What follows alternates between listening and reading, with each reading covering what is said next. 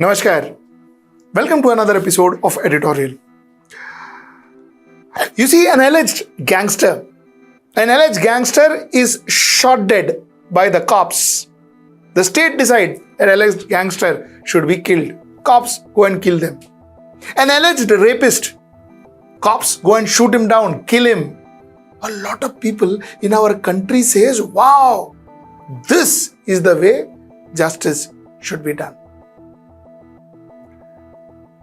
Likewise, the state feels that somebody is not doing the right thing or going against the state or causing some problems for the state government.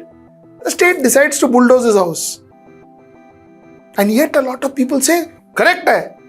He caused problems, he protested, he caused damage to public property, so uska ghar gila diya.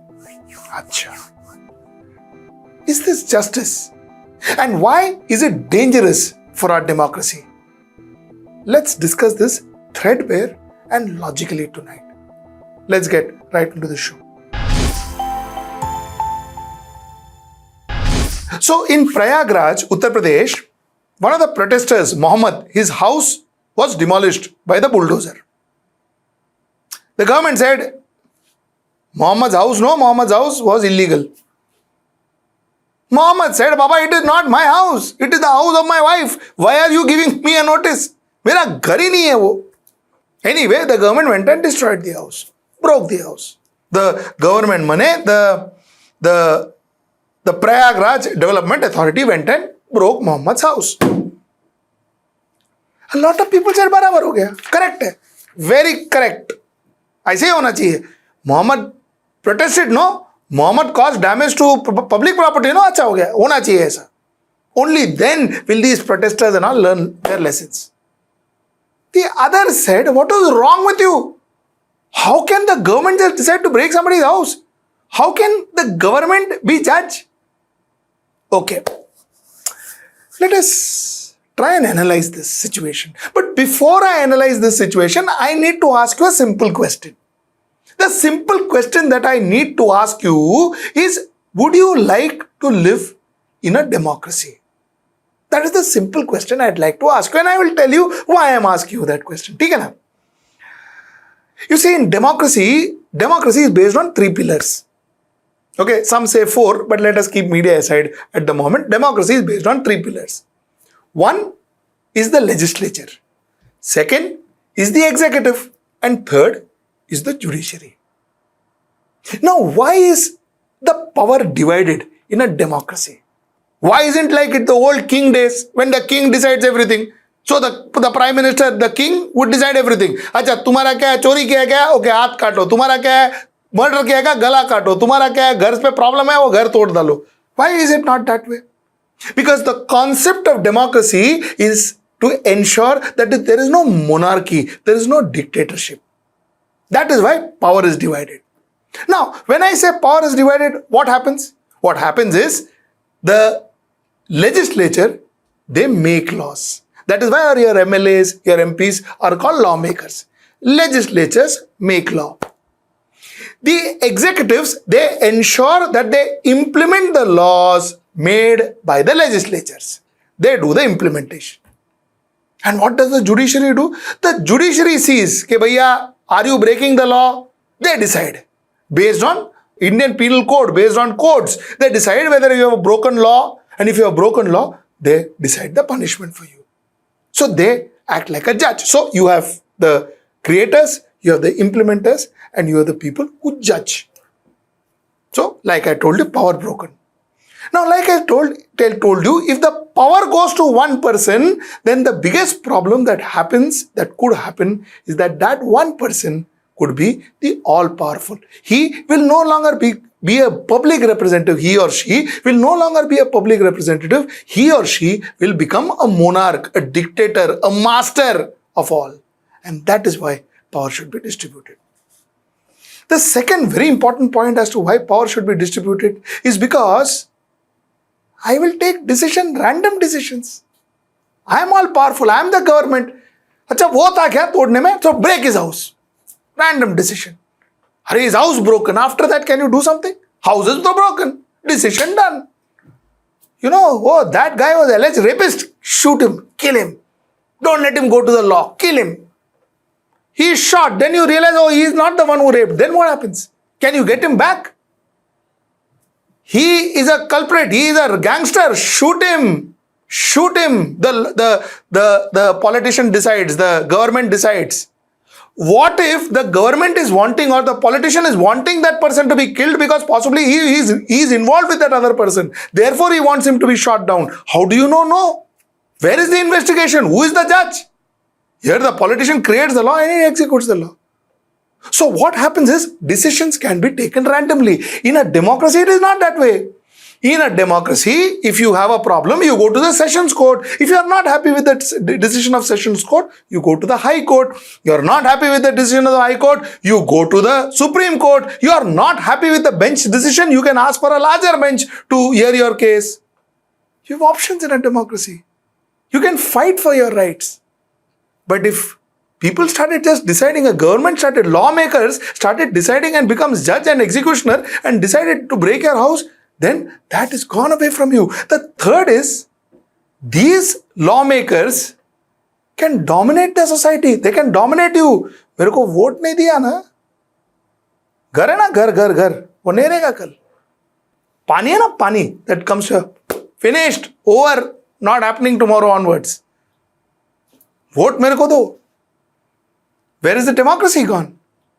Because they have the power to execute. They have the power to take your life. They have the power to break your house. They have the power to stop your living. They have the power for that. So therefore, where does democracy go? They dominate you. They force you to vote for them. Possible. And of course, this would be the beginning of the end of democracy. This is how Taliban started. By saying, law, what theek hai yaar, we go with a whip. You don't wear burqa, we whack you. You don't wear that, we whack you. You wear nail polish, we'll cut your fingers. This is what it is. This is what happened in Taliban and this is what it's come to. This is how it could have begun. So the point that I'm trying to make, while vigilantism sounds very good, but vigilantism sounds very good in films. Whether it is a private vigilante or a governmental form of vigilantism. It sounds very good in films. Realistically, it is dangerous. No matter what wing you belong, right wing, center wing, left wing, whatever wing you belong. The point is, if you support such vigilantism, if you support such decisions of, the lawmaker becoming the executioner and the jury, the judge, you are ensuring that you are ushering dictatorism, you are ushering monarchy, you are ushering autocracy in this particular country called India, which is the world's largest democracy.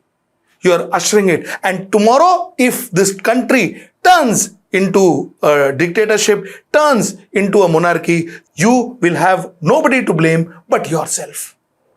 You have to be ready for that. And that is precisely why I wanted to get this topic to your notice. Now, what also happened is the Supreme Court made a statement saying that observing the due process must be followed while carrying out demolition of illegal construction. The Supreme Court on Thursday sought the response of Uttar Pradesh government on the plea by Jamaat-e-Hind against the demolition of private properties in the state, which the outfit contended was being done without following the procedure laid down by law. See, somewhere down the line, I see that the courts are helpless in these matters. The courts are helpless in these matters. Either they are helpless because they are bound by the law, so they can't do it. Okay, this property was illegal and it was destroyed. But the fact remains that that property didn't belong to the person who got the notice. It belonged to his wife. So the sheer procedure was wrong. But the fact is, I believe that the courts are not taking cognizance, taking steps, acting to ensure that such activities are curbed, which is a sad part of the story. But I guess as citizens of India, before we support anything like this, before you say this is how it should be done, please remember, today it is somebody else's house. For some mistake he did, tomorrow it could be yours. For some mistake you did. But if this is how we are going to live in this country, it will be very difficult for us to breathe. Because that concept of freedom, the concept of freedom will vanish away.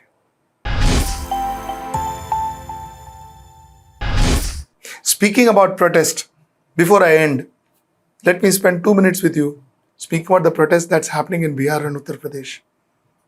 I know my viewers do not go out and protest. My viewers do not go out and cause damage to public properties. My viewers don't do that. I know.